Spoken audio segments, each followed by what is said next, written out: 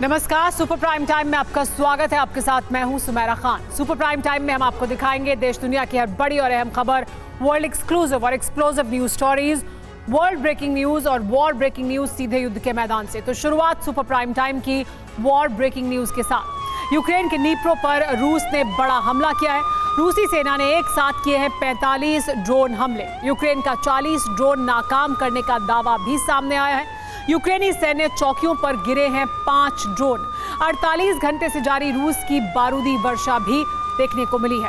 बीते 48 घंटे से यूक्रेन का 50% हिस्सा लपटों में घिरा हुआ है। बीते 24 घंटे से रूस ने 1 मिनट के लिए भी बारूदी वर्षा नहीं रोकी है। रूस के ड्रोन और मिसाइलों ने यूक्रेन के 15 शहरों को तबाह कर दिया है। खार्किव अग्निकुंड बन चुका है। दरअसल ये सब रूस के 5 शहरों पर किए गए हमले के प्रतिशोध के रूप में हुआ है। यूक्रेन रूस में रेडिएशन विस्फोट करने की साजिश रच रहा है और प्रतिशोध में किए गए हमलों से पुतिन ने संकेत दे दिए हैं कि जिस तरह 48 घंटे में आधा यूक्रेन जला दिया गया, उसी तरह कुछ ही मिनट में पूरे यूरोप को रेडिएशन के बवंडर से तबाह किया जा सकता है। देखिए रूस के विध्वंसक हमलों की ये वीडियो रिपोर्ट और रूस का परमाणु प्लान।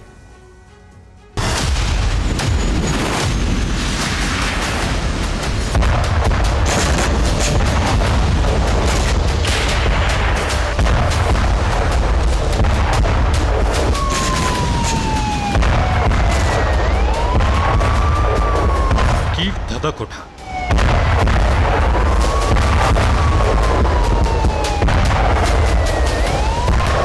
खार्किव लपटों में घिर गया।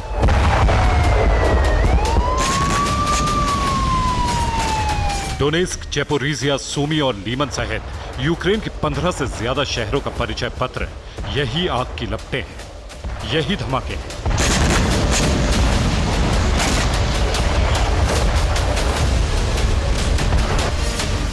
यूक्रेन के Kyiv, Sumy, Lyman, Donetsk, Zaporizhzhia, Kherson, Kupiansk और खार्किव सहित कई शहरों पर रूस ने जबरदस्त हमले किए हैं। इन ठिकानों पर 24 घंटे से रूस की बमबारी नहीं रुकी। रूस ने यूक्रेन के खार्किव पर ड्रोन हमले किए और इन हमलों के टारगेट पर खार्किव का यूक्रेनी तेल डिपो था। ड्रोन धमाके होने से तेल डिपो के टैंकर फट गए और आसमान आग की लपटों से घिर गया। रूस ने खार्किव पर बेतहाशा बारूद बरसाया है। रूस के हमले से कई रिहायशी इमारतें जलकर खाक हो गई। खार्किव की कई बस्तियां रूस के बारूदी शोलों से तबाह हो चुकी हैं।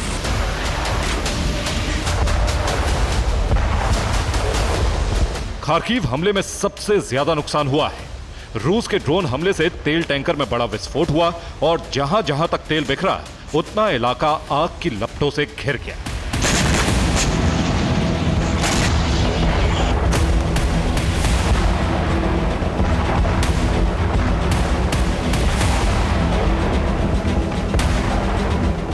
यूक्रेन के फायर फाइटर्स को बड़े इलाके में आग बुझाने का ऑपरेशन चलाना पड़ा, लेकिन आग बुझाने की हर कोशिश नाकाम रही।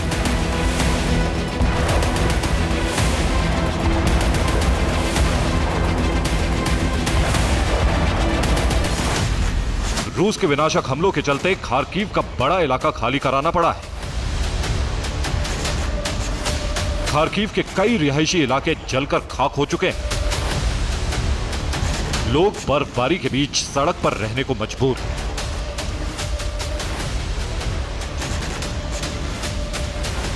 यूक्रेन ने खार्किव हमले में हुए जान माल के नुकसान की जानकारी सार्वजनिक नहीं की, लेकिन तबाही के निशान गवाही दे रहे हैं कि हमला बहुत भयंकर और बड़े पैमाने पर किया गया है।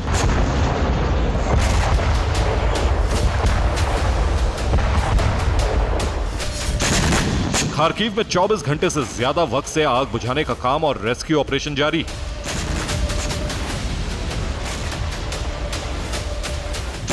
लेकिन 11 फरवरी की शाम तक तेल डिपो में लगी आग नहीं बुझाई जा सकी।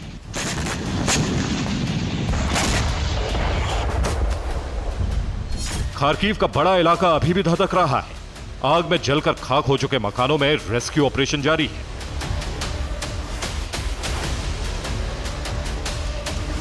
रूस ने यूक्रेन के खार्किव पर कामिकाजी ड्रोन से हमले किए, ईरान से मिले शाहेद और रूसी लैंसेट ड्रोन खार्किव पर लॉन्च किए गए। यूक्रेन ने एंटी ड्रोन गन से रूसी हमले नाकाम करने की कोशिश की, लेकिन एंटी ड्रोन गन भी रूस का स्वार्म ड्रोन अटैक नहीं रोक पाई।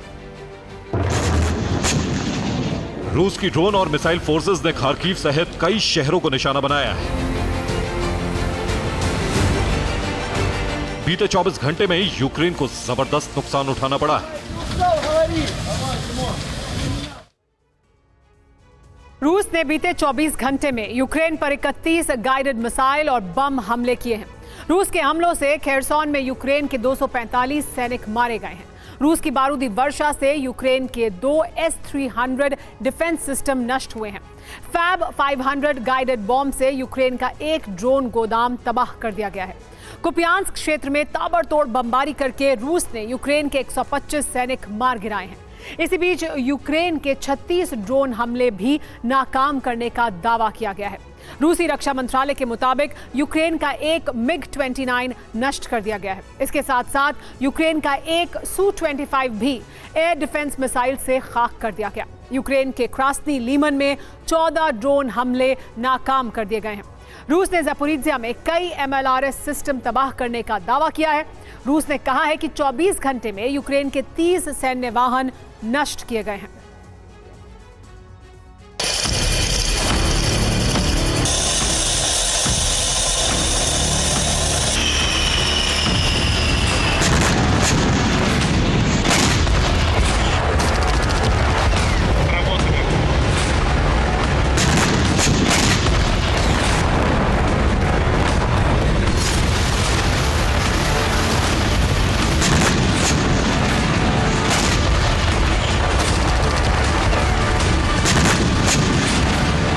खार्किव की आबादी के बीच यूक्रेनी सैन्य ठिकानों पर ड्रोन हमलों के साथ साथ खार्किव में यूक्रेन के हथियार गोदामों पर भी बमबारी की गई।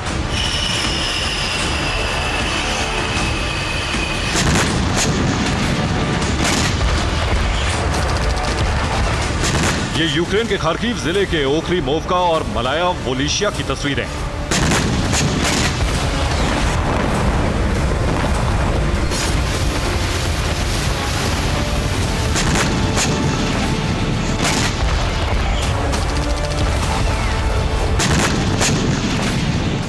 रूसी मिसाइल फोर्सेस ने इन क्षेत्रों में फैब 500 गाइडेड बम से हमले किए।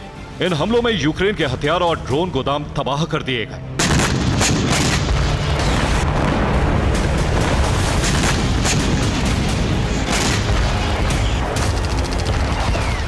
रूस ने यूक्रेन से 9 फरवरी के हमलों का सबसे विध्वंसक प्रतिशोध लिया है।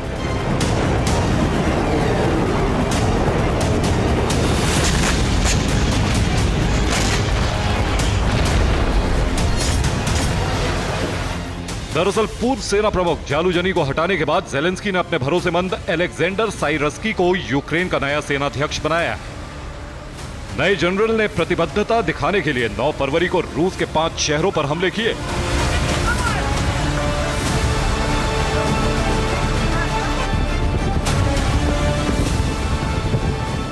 ये 9 फरवरी को मॉस्को का भयावह मंजर है। आधी रात को रूस की राजधानी में बहुत भयावह बारूदी आग भड़क गई।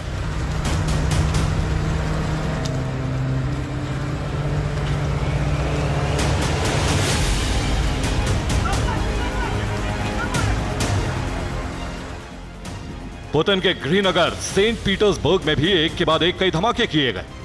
यूक्रेन के विस्फोट के बाद सेंट पीटर्सबर्ग में कई सरकारी इमारतों में आग लग गई। इस आग की जद में कई घर भी आ गए।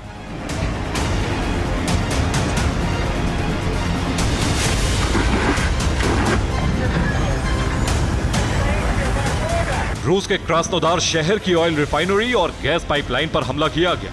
उसके बाद आसमान आग और धुएं से भर गया।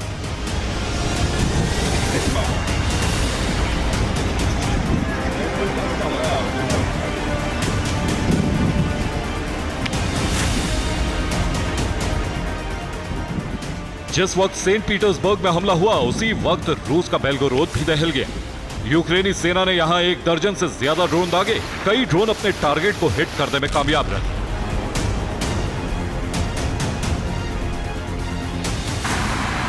इजेस्क शहर में यूक्रेनी सेना ने रूस के परमाणु सेंटर पर प्रहार कर दिया। यहां रूसी सेना को बहुत बड़ा नुकसान पहुंचा। एटमी सेंटर पर हमले के बाद से ही पुतिन और क्रेमलिन क्रोध से भर गए।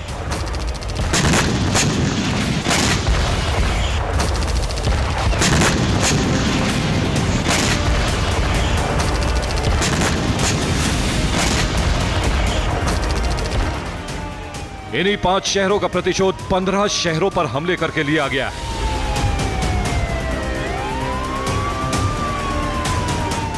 दरअसल यूक्रेन के नए सेना प्रमुख की कोशिश है कि रूस के परमाणु केंद्रों को निशाना बनाया जाए। यूक्रेन के नए जनरल रूस में रेडिएशन विस्फोट कराना चाहते हैं, इसीलिए रूस के इजेस्क परमाणु केंद्र पर हमला किया गया। पुतिन ने ऑयल डिपो पर सटीक हमला करके चेतावनी जारी कर दी। रूस ने संकेत दे दिया है कि यूक्रेन के ज़ैपोरिज़िया रिएक्टर का हाल खार्किव के तेल डिपो जैसा हो सकता है।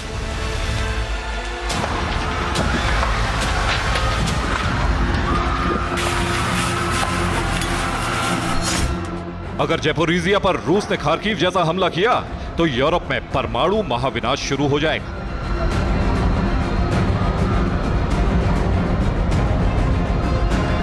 यूक्रेन के 15 शहरों पर हमला करके पुतिन ने नाटो को जता दिया है 9 फरवरी जैसे हमले रूस पर दोबारा हुए तो यूरोप अपने विनाश का जिम्मेदार खुद होगा। Bureau report, TV9 Bharatvarsh. आगे बढ़ने से पहले इस वक्त की बड़ी खबर, यूक्रेनी एयर डिफेंस का विध्वंसक काउंटर अटैक। रूस के 40 शाहेद 136 ड्रोन तबाह किए। क्रीमिया से रूसी सेना की यूक्रेन पर यह ड्रोन स्ट्राइक। यूक्रेनी डिफेंस ने रूसी ड्रोन हमले को नाकाम किया।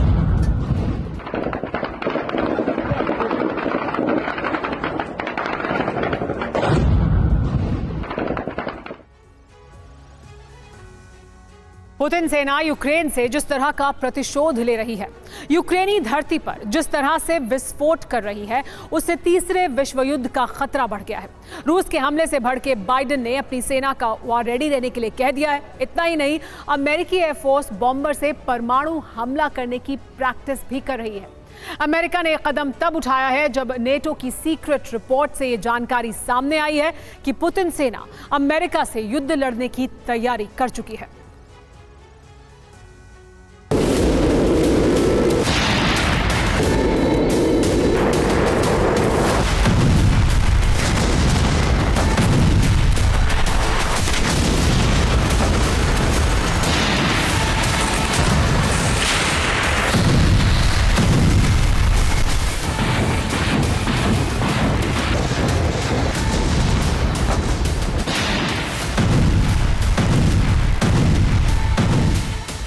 यूक्रेन की धरती पर विनाश की वो आग भड़की है जिससे महायुद्ध का आगाज हो सकता है।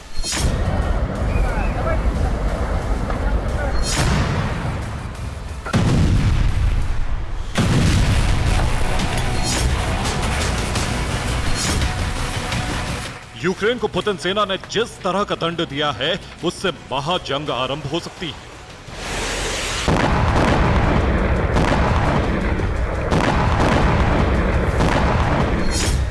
रूस के प्रतिशोध में खार्किव समेत यूक्रेन के 1 दर्जन शहर इसी तरह धधक रहे हैं।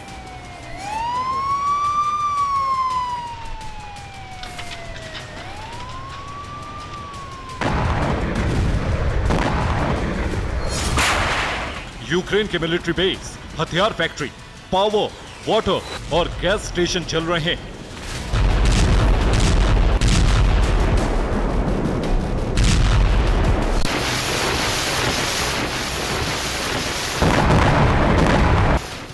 शहर शहर विनाशक आग भड़की हुई। दर्जनों दुकान और मकान लपटों में घिरे हुए हैं।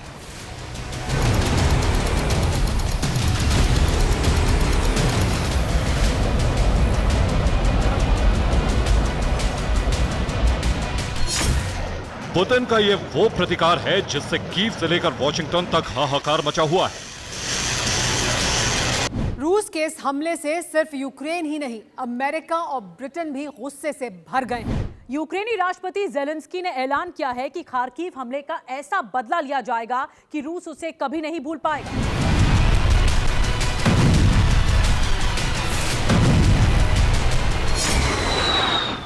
ज़ेलेंस्की ने रूस को बड़ा जख्म देने का ऐलान तब किया जब नाटो की तरफ से उन्हें हमले का ग्रीन सिग्नल मिल गया।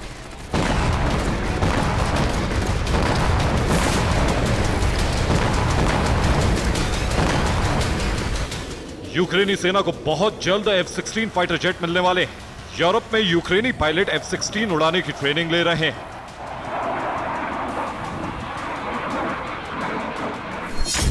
यूक्रेनी डिफेंस ने इसकी तस्वीर जारी की है। यूक्रेनी पायलटों की ट्रेनिंग पूरी होने वाली है। इसके बाद ज़ेलेंस्की सेना रूसी धरती पर F-16 से महाविस्फोट करेगी।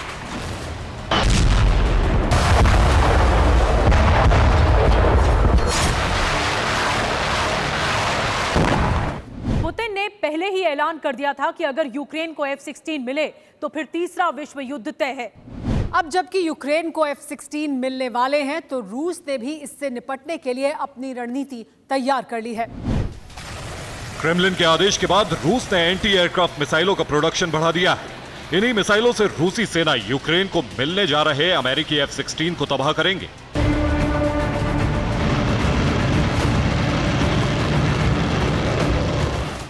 रूस और यूक्रेन के बीच युद्ध का यह वो फेज होगा जो तीसरे विश्व युद्ध में बदल जाएगा। ये बात रूस और अमेरिका को पता है। यही वजह है कि दोनों परमाणु महायुद्ध की तैयारियों में जुट गए।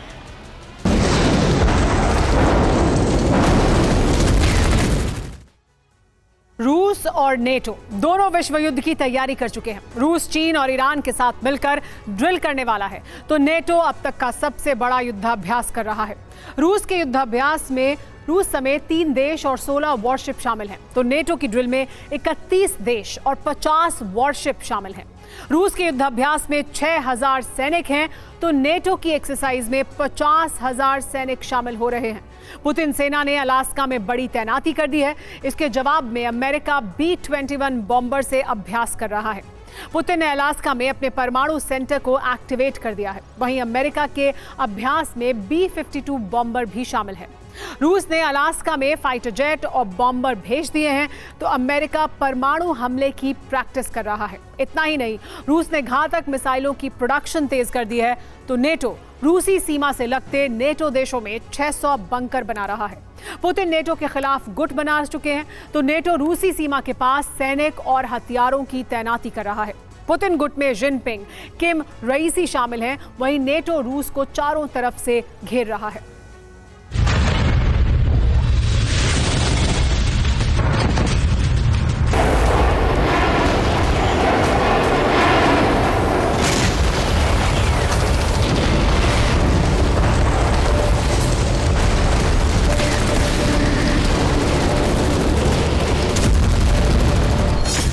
महायुद्ध की मुनादी सिर्फ युद्धाभ्यास और सैन्य तैनाती भर से ही नहीं हुआ है, बल्कि नाटो की तरफ से जुबानी ऐलान हो गया है कि रूस और नाटो में किसी भी वक्त महायुद्ध छिड़ सकता है।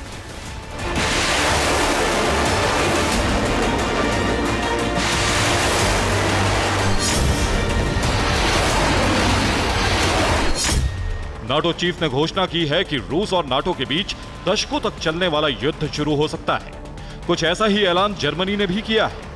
जर्मनी के टॉप जनरल कार्सन ब्रेन्यूर ने कहा है कि हमें रूस से युद्ध के लिए तैयार रहना होगा।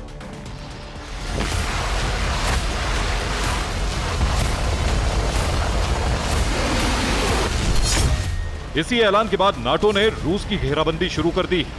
रूसी सीमा से सटे नाटो देशों में 600 से ज्यादा अभेद्य बंकर बनाए जा रहे हैं। इसके साथ ही रूस के आसपास नाटो सेनाओं और हथियार को डिप्लॉय किया जा रहा है।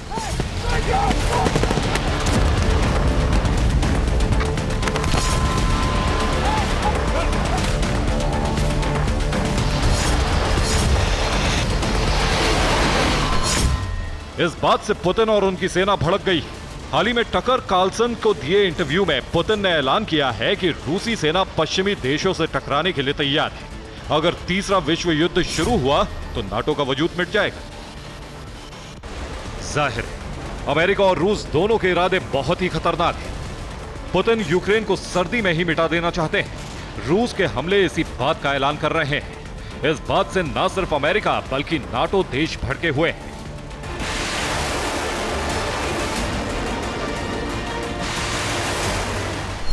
ऐसे में अगर रूस ने कीव पर कब्जा किया, अगर यूक्रेन की राजधानी पर रूस का परचम फहराया, तो अमेरिका की अगुवाई में नाटो सेनाएं रूस पर धावा बोल सकती हैं। इसके बाद रूस और नाटो में ऐसा युद्ध होगा जिससे आधी दुनिया खत्म हो सकती है।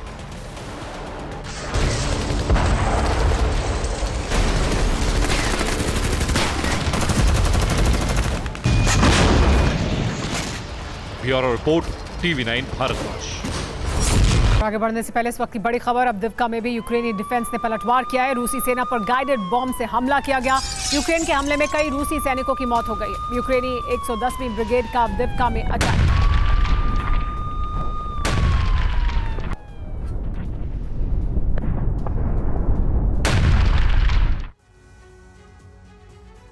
मार्च के महीने में तय हो जाएगा कि युद्ध किस दिशा में जाएगा। या तो यूक्रेन सरेंडर करेगा या फिर रूस के लिए बड़ी मुसीबत बन जाएगा। इसीलिए रूस ने नए ब्लूप्रिंट के जरिए यूक्रेन के कई इलाकों पर कब्जा करना शुरू कर दिया है। रूसी सेना तेजी से आगे बढ़ रही है, जिससे कीव तक पहुंचकर जल्दी रूसी झंडा लहराया जा सके। इस बीच ज़ेलेंस्की को सिर्फ हथियारों की पहली खेप का ही इंतजार है, जिसके बाद आखिरी बाजी खेलकर रूस को बैकफुट पर लाने की कोशिश कर सकें। लेकिन सब कुछ नेटो पर निर्भर करता है। अगर हथियार वक्त से दे दिए तो यूक्रेन जंग में वापसी कर सकता है, वरना सरेंडर ही आखिरी विकल्प है।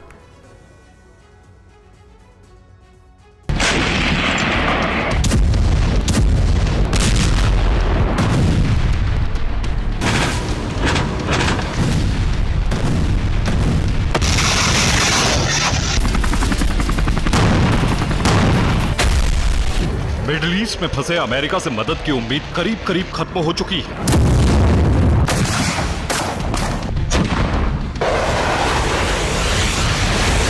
जबकि यूरोपीय देश मदद का भरोसा तो दे रहे हैं, लेकिन मार्च से पहले हथियारों की खेप आनी मुश्किल है।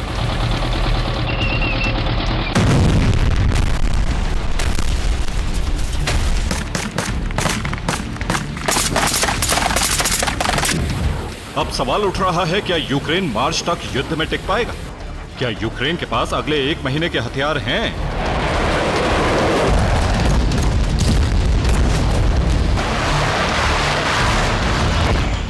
इन सवालों का जवाब यूक्रेन पर हो रहे ये हमले दे रहे हैं, जिन पर यूक्रेन पलटवार भी नहीं कर पा रहा है।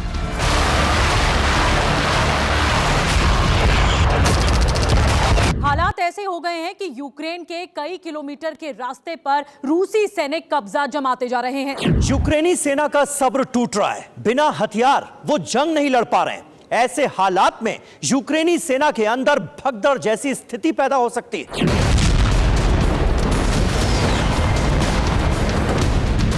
ISW यानी institute for the study of war की एक रिपोर्ट के मुताबिक यूक्रेन के पास हथियार और गोला बारूद की जबरदस्त कमी हो गई है। यूक्रेन को अब भरोसा नहीं रह गया है कि अब पश्चिमी देश उसकी मदद करेंगे।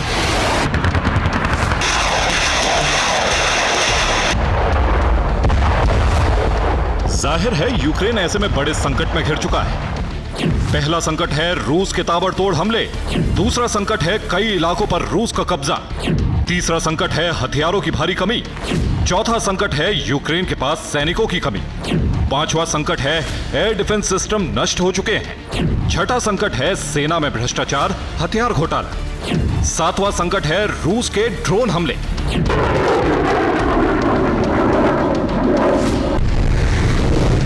इन सारे संकटों में सबसे बड़ा संकट रूस के ड्रोन हमले हैं।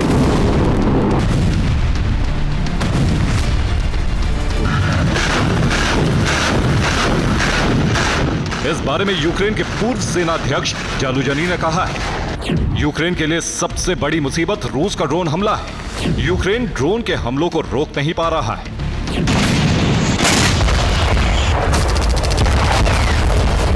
दरअसल रूस ने पिछले साल से यूक्रेन पर ड्रोन अटैक पर फोकस किया, जिससे खार्किव से लेकर कीव तक हमले किए।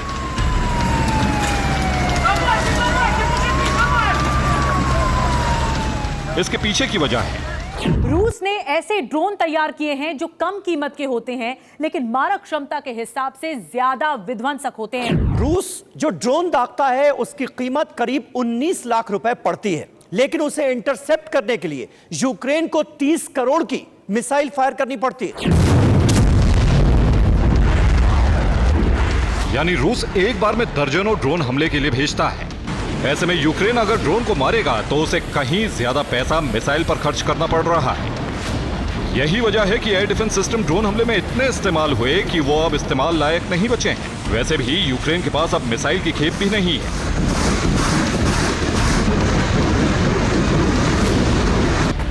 हालांकि अब नाटो देश हथियारों की नई खेप जल्द ही भेजने की तैयारी में है। जिससे यूक्रेन की तबाही को रोककर उसकी युद्ध में वापसी कराई जा सके।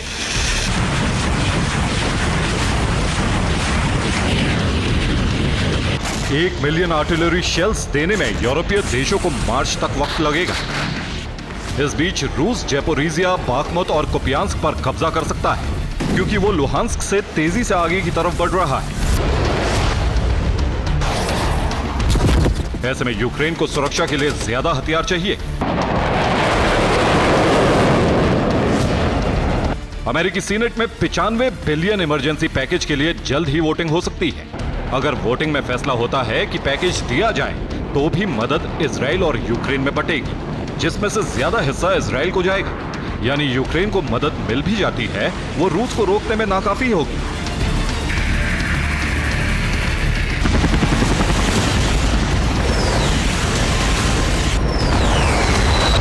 तो क्या यह समझा जाए कि मार्च में यूक्रेन या तो सरेंडर करेगा या फिर उसका नक्शा बदल जाएगा, जहां रूस का कब्जा हो जाए।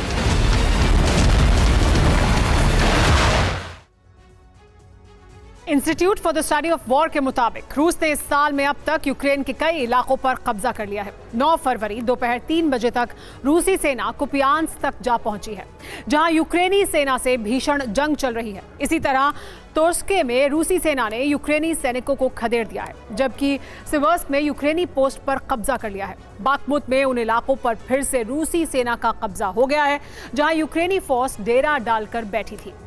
ISW ने जो नक्शा जारी किया है, उसमें यूक्रेन की भौगोलिक स्थिति बदल रही है। कुपियांस्क पर करीब करीब रूस का कब्जा हो गया है। लुहांस्क के बड़े हिस्से पर रूसी सैनिकों ने कब्जा कर लिया है। अब खार्कीव की तरफ रूस की बटालियन बढ़ रही है। तोर्स्के और सिवर्स्क के बाहरी इलाकों में भीषण जंग जारी है। इससे आगे इज़्यूम की तरफ सैनिक बढ़ रहे हैं। बाखमुत में रूस का दबदबा बढ़ता जा रहा है। अब डोनेस्क में यूक्रेनी सैनिकों पर बड़े हमले की तैयारी है।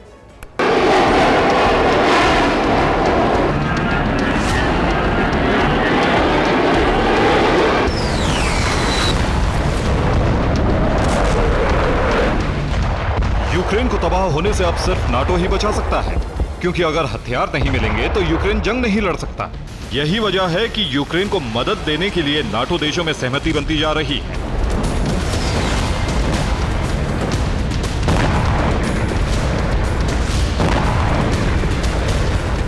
अब यूक्रेन को $530 मिलियन की मदद का रास्ता साफ हुआ है। यह मदद नाटो सदस्य देश फिनलैंड और नॉर्वे की तरफ से दी जाएगी। नॉर्वे $326 मिलियन के हथियार देगा, जबकि फिनलैंड की तरफ से $204 मिलियन के वेपन दिए जाएंगे।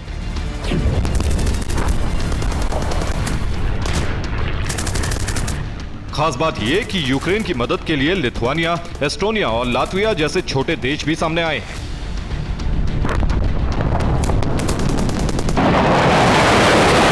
इसके अलावा यूक्रेन को F-16 जेट मिलने की उम्मीद बढ़ी है। यूक्रेन को F-16 की पहली खेप नीदरलैंड्स देने जा रहा है। उसने 18 की जगह 24 F-16 देने की बात कही है। इसके साथ ही हवा में सतह पर मार करने वाली मिसाइल की बड़ी खेप मिलेगी। उस मिसाइल का इस्तेमाल अमेरिका सीरिया युद्ध में कर चुका है। इसके अलावा अमेरिका ने भी कहा है कि वो जल्द ही फैसला कर लेगा कि कितने F-16 यूक्रेन भेजे जाएंगे। यूक्रेन के विदेश मंत्री दिमित्रो कुलेबा ने कहा है कि हमारी तैयारी पूरी है। फाइटर जेट मिलते ही हम पहला कॉम्बैट ऑपरेशन शुरू कर देंगे। यानी यूक्रेन आखिरी बाजी खेलने को तैयार है, क्योंकि उसे विध्वंसक हथियार मिलने वाले हैं। इस बीच रूस ने भी जबरदस्त तैयारी कर ली है। जहां F-16 के हमले रोकने के लिए Su-57 को अलर्ट मोड में रहने का फरमान जारी हो गया है। इसके अलावा ब्लैक सी में रूस ने एटमी पावर से लैस वॉरशिप तैनात कर दिए हैं। इसके अलावा एटमी पोसाइडन से लैस सबमरीन को भी काले सागर और बाल्टिक सागर में भेज दिया गया है। साथ ही कब्जे वाले इलाकों पर एक नई मिसाइल तैनात की है, जिसका हमला अचूक बताया जा रहा है। साथ ही रूस ने हथियारों का प्रोडक्शन बढ़ा दिया है और नए नए हथियार भी बना रहा है, जिससे यूक्रेन पर ज्यादा हमले किए जा सके। Bureau report, TV9 Bharatvarsh.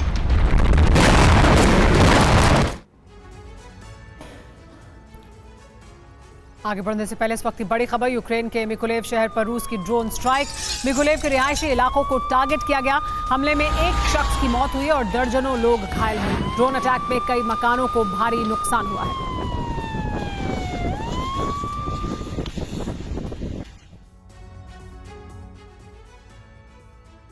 Gaza में हमास के खिलाफ इजराइल ने ऑपरेशन तेज कर दिया है। इसके साथ ही अंतर्राष्ट्रीय स्तर पर बन रहे दबाव को घटाने के लिए डिप्लोमेटिक मिशन भी तेज करने का फैसला लिया गया है। दरअसल आईडीएफ पर आरोप लगते रहे हैं कि गाजा की सार्वजनिक सुविधाएं जैसे अस्पताल, राशन की दुकानें और सरकारी दफ्तरों को गिराकर गाजा को निर्जन बनाने की कोशिश की जा रही है। अब इजराइल इस सोच को बदलने के लिए वैश्विक अभियान चलाने वाला है। देखिए क्या है इजराइल का ये पूरा प्लान।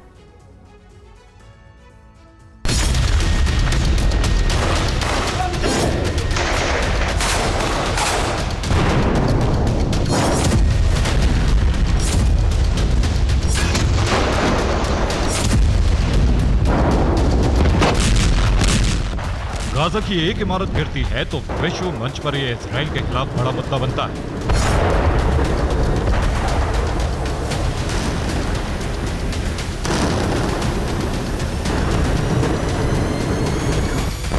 गाजा के धार्मिक स्थल, स्कूल, कॉलेज, यूनिवर्सिटी, सरकारी दफ्तरों और अंतर्राष्ट्रीय संस्थाओं के दफ्तरों पर आईडीएफ की स्ट्राइक होती है।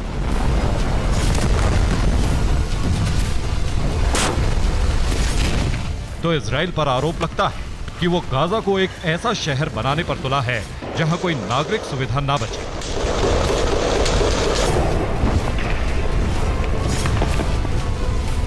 और इस तरह फिलिस्तीनियों को गाजा छोड़ने पर मजबूर किया जा रहा है।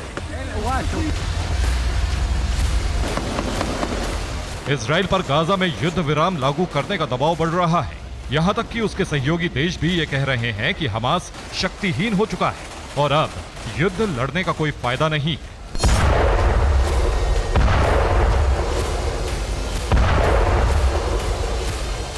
लेकिन इजराइल हमेशा कहता है कि हमास का समूल नाश नहीं हुआ है।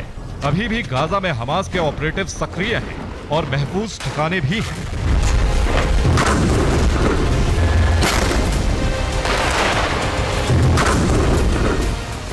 इजराइल ने 11 फरवरी को दुनिया के सामने इसके प्रमाण रखे हैं।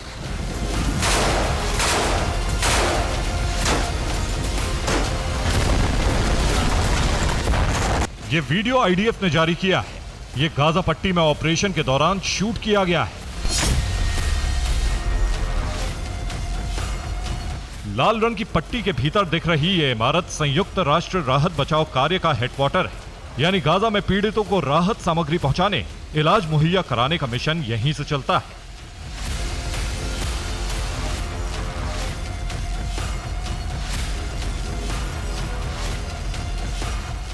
लेकिन इजराइल ने इस इमारत के नीचे हमास का महफूज ठिकाना खोज निकाला है। इमारत के पास खुदाई करने के बाद इसके नीचे एक सुरंग का मुहाना मिला।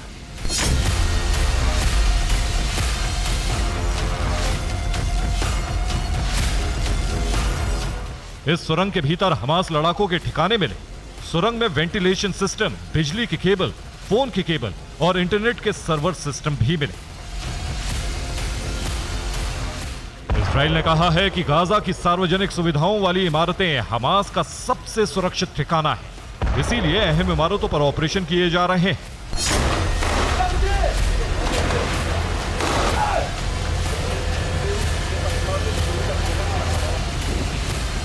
इजराइल पर दबाव है कि गाजा की ऐसी इमारतों को नष्ट ना किया जाए जो राहत बचाव के काम के लिए प्रयोग की जा रही हैं। और इसी आधार पर इजराइल की मानवता विरोधी छवि गढ़ी जा रही है।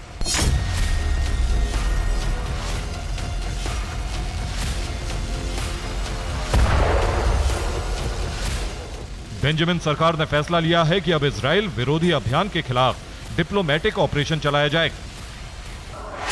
बेंजामिन सरकार इजराइल के राजदूतों का एक प्रतिनिधिमंडल तैयार कर रही है। इजराइल के राजनयिक सार्वजनिक मंचों पर हमास के सहयोगियों के खिलाफ सबूत पेश करेंगे। इन सबूतों से साबित किया जाएगा कि अंतर्राष्ट्रीय संस्थाओं के दफ्तर, अस्पताल, कॉलेज और यूनिवर्सिटी हमास के आतंकी ठिकाने हैं। इजराइल बंधकों की रिहाई का डिप्लोमेटिक ऑपरेशन भी तेज कर रहा है। इजराइल का प्रतिनिधिमंडल अगले हफ्ते काहिरा जा रहा है। यहां बंधकों की रिहाई पर चर्चा होगी।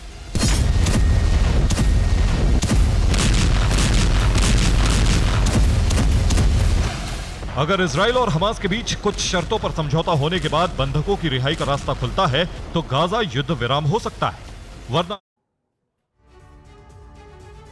ईरानी प्रॉक्सी के हमलों से बौखलाए अमेरिका ने अब अरब में नया प्रयोग करने की तैयारी कर ली है। और जानते हैं इसके लिए बाइडेन क्या करेंगे। ईरान की धरती पर विस्फोट करेंगे, ईरान पर अब तक का सबसे भीषण प्रहार करेंगे, क्योंकि एक तरफ ईरान छद्म युद्ध के जरिए यूएस इजराइल पर अटैक कर रहा है, तो वहीं दूसरी तरफ चोरी छिपे अपने न्यूक्लियर प्रोग्राम को रफ्तार दे रहा है। दावा तो यहां तक किया जा रहा है कि जल्द ही ईरान परमाणु संपन्न देश बन सकता है। आखिर कैसे, देखिए इस रिपोर्ट में।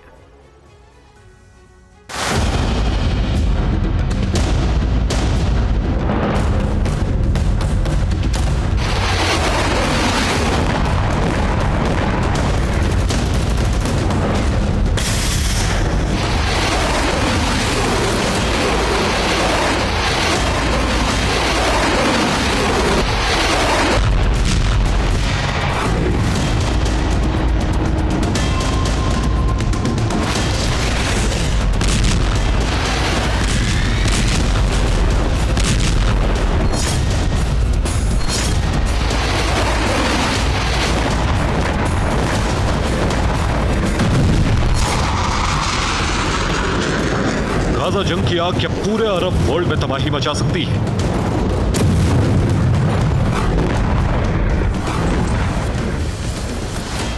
अमेरिका ईरान की अदावत महायुद्ध में तब्दील हो सकती है।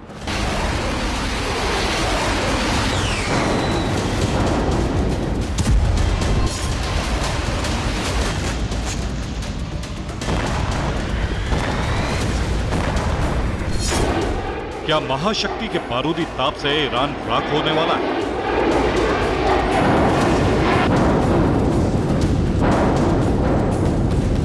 या फिर रईसी का न्यूक्लियर प्रोग्राम यूरोप से वॉशिंगटन तक तबाही मचा सकता है?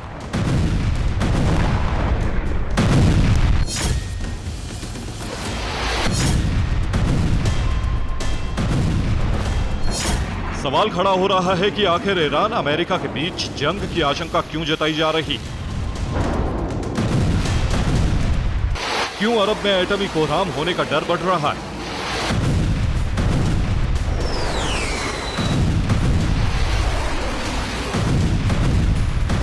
तो उसकी वजह है गाजा में जारी जंग के चलते अरब के मौजूदा हालात और ईरान अमेरिका के बीच बढ़ता तनाव।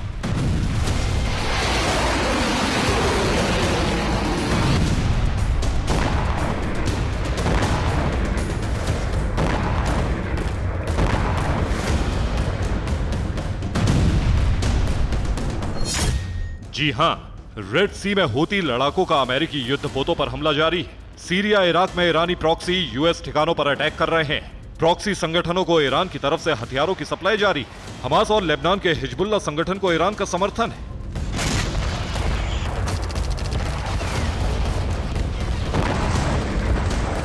दरअसल जिस तरह सुपर पावर अमेरिका गाजा जंग में इजराइल के साथ खड़ा है, ठीक वैसे ही ईरानी प्रेसिडेंट रईसी मुस्लिम वर्ल्ड में खलीफा बनने का ख्वाब सजोए हुए हैं। और इसके लिए ईरान हर उस संगठन की मदद कर रहा है जो इजराइल और अमेरिका के खिलाफ है।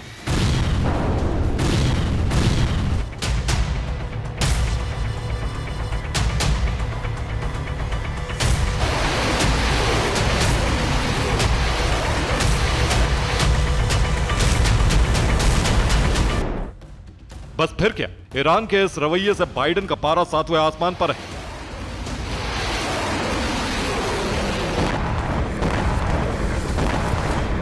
मगर इसी बीच एक रिपोर्ट में खुलासा हुआ है कि अरब में बने जंगी हालातों के बीच ईरान का न्यूक्लियर प्रोग्राम फिर से एक्टिव हो चुका है। आखिर कैसे, यह भी जान लीजिए।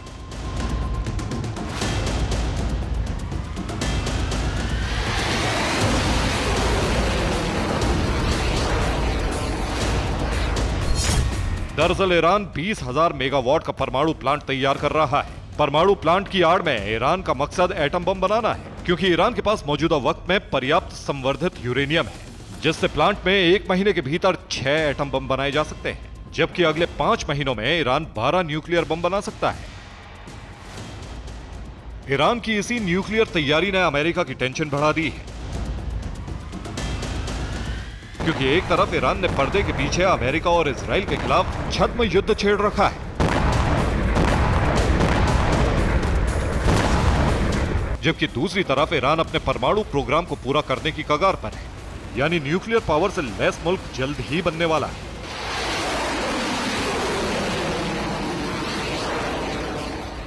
बस इसी के चलते अब यह आशंका जताई जा रही है कि किसी भी वक्त अमेरिका और अरब जंग में उतर सकता है।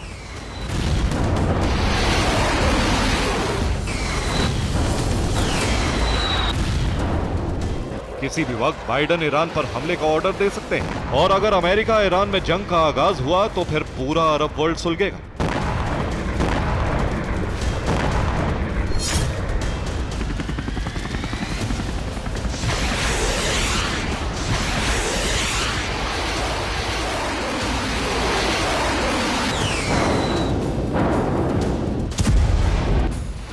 क्योंकि ईरानी प्रेसिडेंट रईसी अपने टॉप कमांडर सुलेमानी और न्यूक्लियर साइंटिस्ट फकीर जादे की मौत का बदला लेने के लिए अमेरिका के खिलाफ बेहद ही विनाशक प्लान तैयार कर लिया है।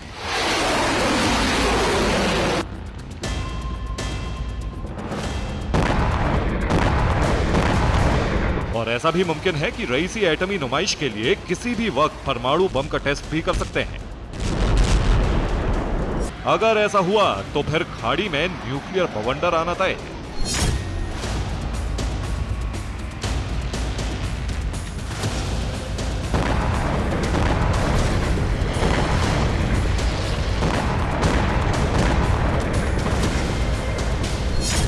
दरअसल ये बात हर कोई जानता है कि ईरान ने खाड़ी मुल्कों से अमेरिका और इजराइल के पांव उखाड़ने की कसम खा रखी है, क्योंकि अमेरिका के इशारों पर इजराइल वक्त बेवक्त ईरान पर अटैक करता है। पड़ोसी मुल्क के खिलाफ साजिश रचना, उसके इलाकों में चोरी छिपे घुसपैठ करना, जबरन कब्जा करना ड्रैगन की फितरत है और अपने मकसद को पूरा करने के लिए चीन किसी भी हद तक जा सकता है, कोई भी हथकंडा अपना सकता है। और जानते हैं, ड्रैगन की ऐसी ही करतूत ताइवान स्ट्रेट से सामने आई है, जहां चीन ने 8 जासूसी बलून भेजे, मकसद ताइवान के इलाकों को टारगेट करना, ताइवान की सैन्य तैयारियों से जुड़ी जानकारी जुटाना। मगर ड्रैगन के इस दांव को नाकाम करने के लिए अमेरिका तैयार हो चुका है। आखिर कैसे, आप भी देखिए।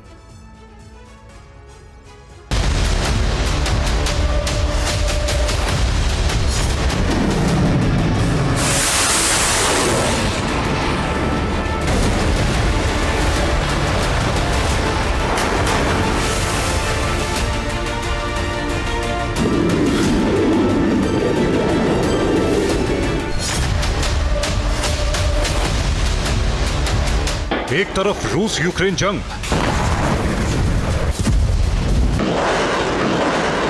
दूसरी तरफ अरब में बारूदी घमासान, और इसी बीच एक ऐसे ही युद्ध की आशंका बढ़ गई जिसके चपेट में आकर ताइवान जैसा अदना मुल्क तबाह हो सकता है, उसका वजूद दुनिया के नक्शे से मिट सकता है।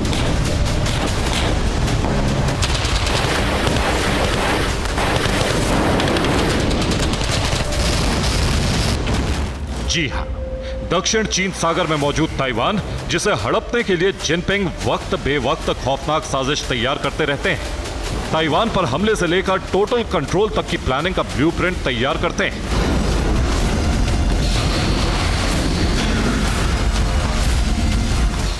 अब उसी ताइवान के खिलाफ ड्रैगन का जासूसी कांड सामने आया है। दरअसल ताइवान डिफेंस के मुताबिक चीन के 8 संदिग्ध बैलून ताइवान स्ट्रेट में पहुंचे। ताइवान को शक है कि ये सभी जासूसी बैलून हैं, ताकि ताइवान पर हमले के लिए टारगेट सेट हो।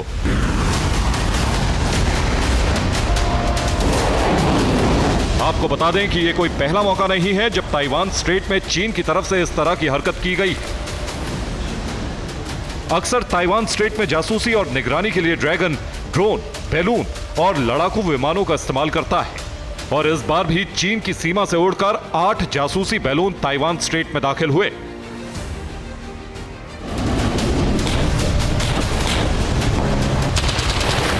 ड्रैगन की इसी जंगी सनक ने ताइवान की टेंशन बढ़ा दी। जिस तरह जिनपिंग की रेड ब्रिगेड ताइवान को घेर रही है, उसे अपना टारगेट बना रही है, उस पर कब्जा करने के लिए तमाम तरह के दांव पेच आजमा रही है, उससे ताइवान में हड़कंप मचा है। ड्रैगन की बैलून वाली साजिश की जानकारी जैसे ही अमेरिका को लगी, फौरन इस घटना के बाद अमेरिका ने ताइवान की मदद के लिए ड्रोन स्वॉर्म देने का ऐलान किया। ताकि चीन की तरफ से अगर जबरन घुसपैठ की कोशिश हो, अगर ताइवान पर हमले की तैयारी हो, तो अमेरिकी ड्रोन स्वान के जरिए ताइवान अपने रक्षा कवच को मजबूत कर सके, चीनी हमले को रोक सके। Bureau report, TV 9 Bharatvarsh.